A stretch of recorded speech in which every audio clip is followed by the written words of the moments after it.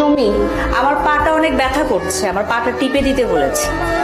তুই তো ছিলে একটা বাসার কাজের মেয়ে, পা টিপে দিলে কি তোর জাত যাবে? না মানে ভাবি, মা কিছু কাপড় চোপড় ধুয়ে দিতে বলছিল। অবশ্যই কাপড় ধুবি, আমিও কিছু কাপড় দিব, সেগুলো ধুয়ে দিস।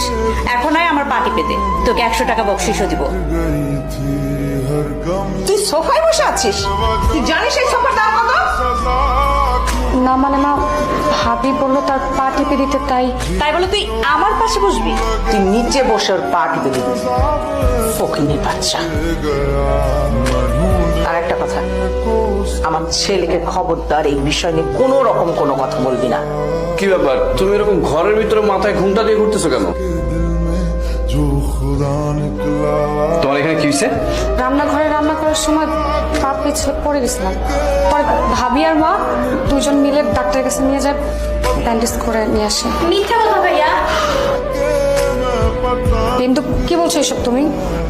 সরি ভাইয়া, তোমাদের পার্সোনাল ম্যাটারে আমি ইন্টারফেয়ার করলাম। বিন্দু, তুমি চুপ থাকো তো। তুমি চুপ থাকো। এই বলতো কি হয়েছে?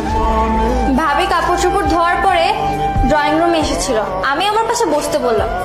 তারপরে তো মা এলো, আসার পরে ও আমার শাড়িটা এমন ভাবে ওয়াশ করেছে, আমার শাড়ির কালারটা ফেড হয়ে গেছে। মা, আমি শাড়িটা ঠিক মতোই ধুইছি, কিন্তু আমি ধোয়ার সাথে সাথে শাড়িটা থেকে রং উঠতে